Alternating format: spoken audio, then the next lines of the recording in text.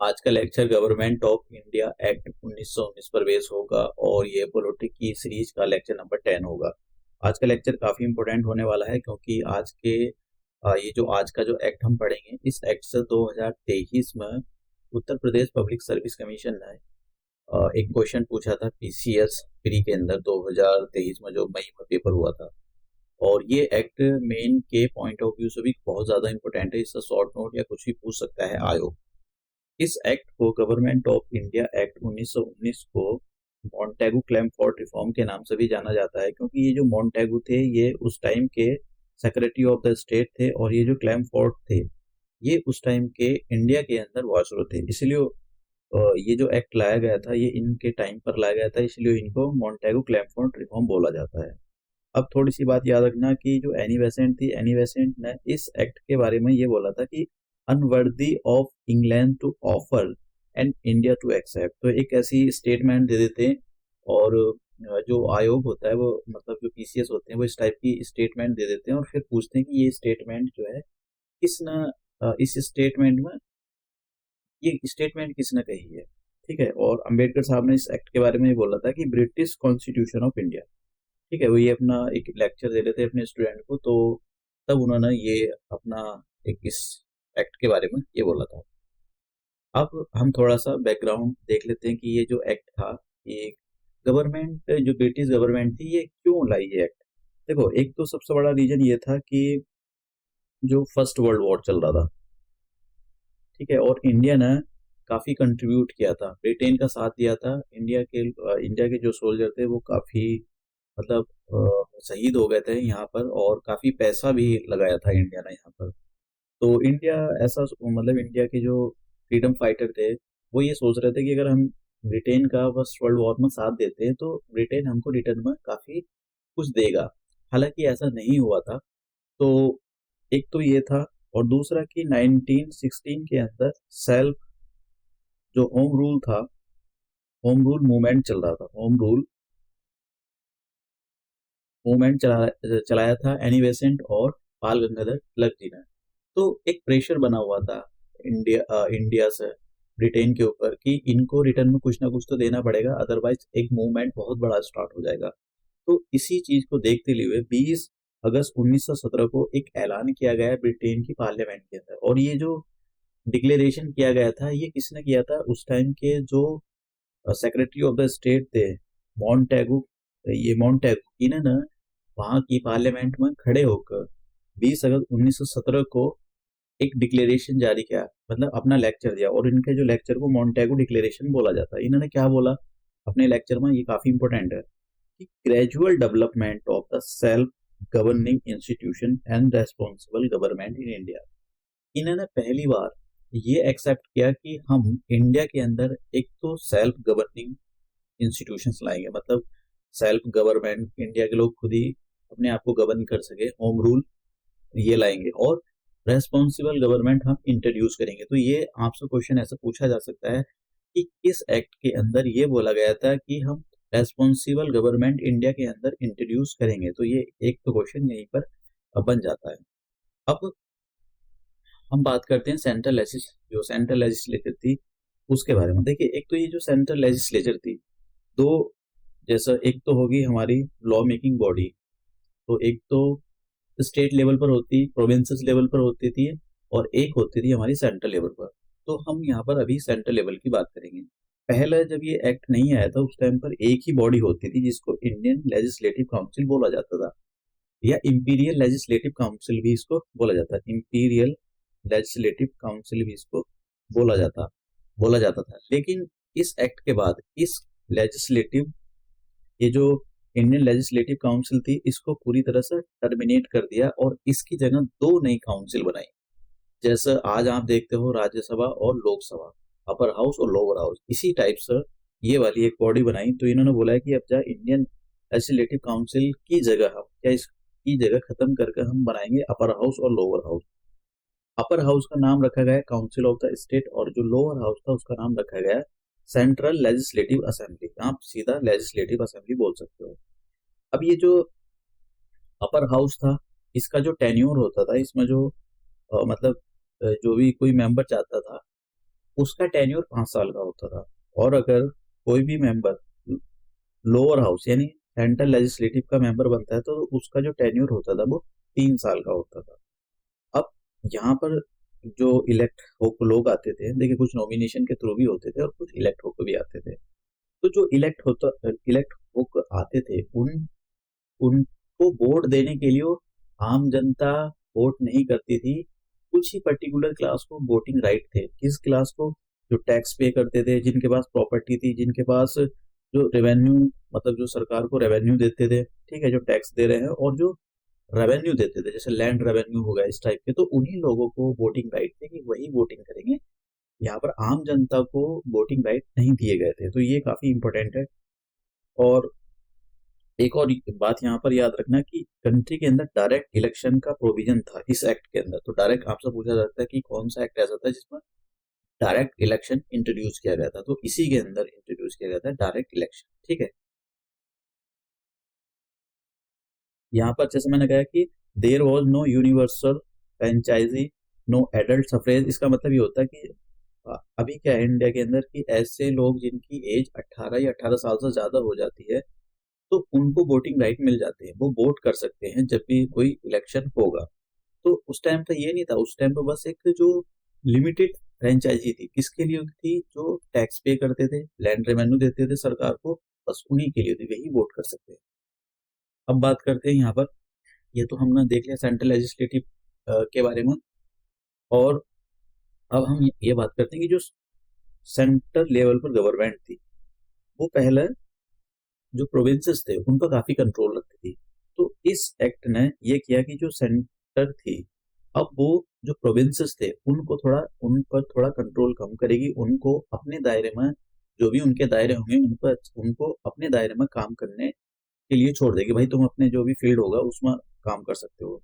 तो इस बात को देखते हुए इस एक्ट में जो सेंटर के सब्जेक्ट हैं, ठीक है, सेंटर के जो भी सब्जेक्ट होंगे और जो स्टेट के सब्जेक्ट होंगे, जो प्रोविंशियल सब्जेक्ट होंगे, उनको अलग अलग कर दिया गया है। ये बोला गया भाई स्टेट जो होंगी, प्रोविंसेस जो होंगे, वो इन सब्जेक्ट पर लॉ बना सकते हैं और इनको रेगुलेट कर सकते हैं। और जो सेंटर होगी, सेंटर जो एकदम नेशनल इंपोर्टेंस के पॉइंट ऑफ व्यू से जो भी चीजें इंपोर्टेंट होगी उन पर जो लॉ बनाएगा वो सेंट्रल गवर्नमेंट बनाएगी। तो इसमें क्या गया, सेपरेट कर दिया गया। तो आपसे ये आज के जो पॉइंट है बहुत, हर एक कोई सा भी पॉइंट पूछा जा सकता है।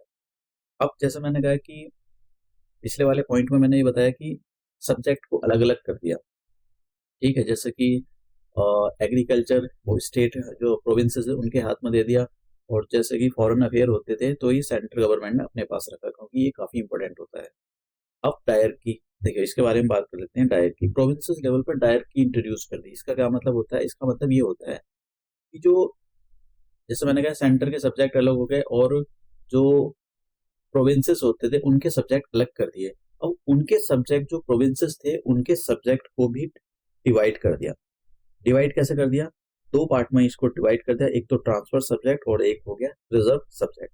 ये जो ट्रांसफर सब्जेक्ट होंगे, पहले एक और मैं यहाँ पर बात बता देता हूँ कि जो सेंटर होती थी, सेंट्रल लेवल पर गवर्नर जनरल या वाइसरॉय होता था, और जो स्टेट जो प्रोविंसेस होते थे उस वहां पर उसके लेवल पर गवर्नर होता था। तो ये जो प्रोविंसेस के सब्जेक्ट थे इनको कौन गवर्न करेगा? इनको करेगा गवर्नर, इनको वही हैंडल करेगा। अब ये जो ट्रांसफर सब्जेक्ट थे और ये रिजर्व सब्जेक्ट थे, इन दोनों को गवर्नर करेगा। कैसे करेगा? कि जितने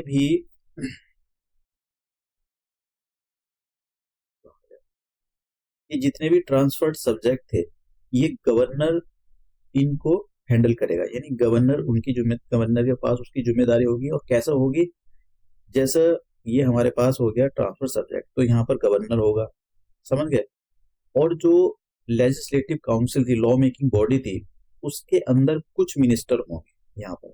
जैसा आज भी यही होता है कि जैसे प्राइम मिनिस्टर मोदी जी हैं और उनकी जो काउंसिल होती है एग्जीक्यूटिव काउंसिल, तो वो मिलकर कुछ मिनिस्ट्री को हैंडल करती है। तो और दूसरे दूसरे सब्जेक्ट जो रिजर्व सब्जेक्ट होंगे उसको भी गवर्नर होगा। रिजर्व सब्जेक्ट को हैंडल करने के लिए गवर्नर होंगे और गवर्नर की एग्जीक्यूटिव काउंसिल होगी। तो मतलब गवर्नर की यहाँ पर एग्जीक्यूटिव काउंसिल होगी। यहाँ भी गवर्नर है, यहाँ भी गवर्नर, लेकिन यहाँ पर जो ट्रांसफर सब्जेक्ट के अंदर गवर्नर मिनिस्टर के साथ में जो भी सब्जेक्ट होंगे उनको हैंडल करेगा, और रिजर्व सब्जेक्ट के अंदर गवर्नर प्लस उसकी एग्जीक्यूटिव काउंसिल। ये जो एग्जीक्यूटिव काउंसिल होगी ये किसी को रेस्पॉन्सिबल नहीं होगी। मान लो इन्होंने कोई एग्जीक्यूटिव काउंसिल ने गलत काम कर दिया तो ये जहाँ वहाँ का जो लॉ मेकिंग बॉडी होगी, प्रोविंशियल लॉ मेकिंग बॉडी होगी, वहां पर कोई जिम्मेदारी नहीं है इनकी जवाब देने की। लेकिन हाँ, ये जो मिनिस्टर होते थे इनकी जिम्मेदारी होती थी कि भाई अगर आपने कुछ भी गलत किया तो आपको स्टेट लेवल पर रेस्पॉन्सिबल होना पड़ेगा, तो लॉ मेकिंग बॉडी है वहां पर जाकर जवाब देने पड़ेगा। तो ये एक बहुत अच्छा पॉइंट है। तो आपसे पूछा जा सकता है कि किस एक्ट के अंदर प्रोविंसेस लेवल पर, क्वेश्चन पूछा गया है, किस एक्ट के अंडर प्रोविंसेस लेवल पर डायरकी को इंट्रोड्यूस किया गया है, किया गया था। नेक्स्ट देखिए, ये क्वेश्चन ये वाला जो था ये आया था 2023 के अंदर, जो 14 मई को पेपर हुआ था प्री का, यूपीपीसीएस का। तो उसमें ये पूछा गया था, उसमें ये पूछा गया था कि ये बताइए किस एक्ट के अंदर चैम्बर ऑफ प्रिंसेस या नरेंद्र मंडल, चैम्बर ऑफ प्रिंस या नरेंद्र मंडल किस एक्ट के अंदर इंट्रोड्यूस किया गया था या बनाया गया था। ठीक है, एक तो ये क्वेश्चन पूछा गया था। तो इस एक्ट के अंदर चैम्बर ऑफ द प्रिंसेस, और जिसको नरेंद्र मंडल भी बोला जाता है, इस एक्ट के अंदर इसका मतलब इसको इंट्रोड्यूस किया गया था, इसको बनाया गया था। और इसको जो हेड करते थे, एक टाइप का ऑर्गेनाइजेशन होता था, इसको जो उस टाइम के वॉइसरॉय होते थे, जो गवर्नर जनरल भी बोला जाता था जिसको, वो इसको हेड करते थे। फिर उसके बाद में जैसा हमने पिछले एक्ट के अंदर पढ़ा था 1909 के अंदर, कि जो पहली बार मुस्लिमों के लिए कम्युनल रिप्रेजेंटेशन लाया गया, लेकिन इसके अंदर तो और कम्युनल रिप्रेजेंटेशन को बढ़ावा दे दिया। ये अब लाने लगे जो इंडियन क्रिश्चियन थे उनके लिए, एंग्लो इंडियंस के लिए और सिख के लिए, और यूरोपियन थे यहाँ के लोग, उनके लिए इन्होंने जो कम्युनल रिप्रेजेंटेशन था उसको बढ़ावा दे दिया। अब फिर एक तो पब्लिक सर्विस कमीशन की इन्होंने, जो फेडरल पब्लिक सर्विस कमीशन था उसकी नींव इसने रखी, ये जो एक्ट था 1919। तो आपसे क्वेश्चन पूछा जा सकता है कि ये बताइए किस एक्ट के under federal public Service commission को बनाया गया था, या पब्लिक सर्विस कमीशन को बनाया गया था, या सेंट्रल पब्लिक सर्विस कमीशन का गठन हुआ था। देखिए, ये जो पब्लिक सर्विस कमीशन का मतलब आज की डेट में यूपीएससी है, यूनियन पब्लिक सर्विस कमीशन। तो Union Public Service Commission UPSC हर साल एग्जाम कंडक्ट कराता है अलग अलग फील्ड में, और स्टेट के लिए भी काफी रिक्रूटमेंट का वो कर सकता है। अगर स्टेट गवर्नमेंट चाहे कि हमारे लिए आप रिक्रूटमेंट निकालो, आपको एग्जाम कंडक्ट कराना है, तो वो सब कर सकता है ये। तो उस टाइम पर सेंट्रल लेवल पर जो यूपीएससी बनी थी, इसको सेंट्रल पब्लिक सर्विस कमीशन बोला गया था, तो वो इस एक्ट के अंदर बनाई गई थी। ठीक है, अब यहाँ पर और इस एक्ट के अंदर ये बोला गया कि पहले ये होता था कि जो सेंट्रल गवर्नमेंट है वही स्टेट जो प्रोविंसेस थे उनका बजट बनाती थी, लेकिन इस एक्ट के अंदर ये बोल दिया गया कि भैया ठीक है, जैसा हमने तुम्हारे सब्जेक्ट अलग कर दिए, सेंट्रल गवर्नमेंट ने बोला कि भैया देखो, जैसा हमने आपके जो सब्जेक्ट है, जो सेंट्रल लेवल के सब्जेक्ट वो हमने अपने पास ले लिए, जो प्रोविंसेस लेवल के सब्जेक्ट है वो तुमको दे दिए, और अब आप अपना बजट खुद ही बनाओ। तो इसमें ये भी बोल दिया कि भाई जो प्रोविंसेस थे, जो स्टेट थे, वो अपना बजट को अब तो खुद तैयार कर सकते थे। अब हम जो पिछले साल का जो क्वेश्चन था देखते हैं। देखिए ये क्वेश्चन जो था, मतलब ये इतना ऊपर ही रखा हुआ क्वेश्चन नहीं था, ये बहुत, मतलब सच बताऊं तो यूपीएससी के लेवल का क्वेश्चन है ये जो क्वेश्चन यूपीपीसीएस ने पूछा है। देखिए यूपीपीसीएस जो है क्वेश्चन काफी डिफिकल्ट करती जा रही है, क्योंकि उसको पता है कि हर साल कई लाख स्टूडेंट्स बैठते हैं, तो वो क्वेश्चन का जो दायरा है वो काफी टफ कर रही है। ये क्वेश्चन आसान नहीं है, इजी ना, तो ये इजी है ना ये मॉडरेट है, ये डिफिकल्ट क्वेश्चन। समझ गए आप, इसको हर कोई नहीं अप्लाई कर सकता है। ये इतने सारे एक्ट हो सकता है कि 1909 में लगा दे कोई, 1919 कोई सी में भी लगा सकता है, जबकि सही आंसर इसका एक्ट ऑफ 1919, ये डी ऑप्शन इसका आंसर है। तो आप समझ गए, हिंदी वाले में 1919 का अधिनियम, तो ये वाला जो आंसर है इसका, ये आंसर है। तो आप देख रहे हो कि आयोग किस टाइप के क्वेश्चन, डिफिकल्ट क्वेश्चन पूछ रहा है। तो अब हम मिलते हैं नेक्स्ट लेक्चर के अंदर।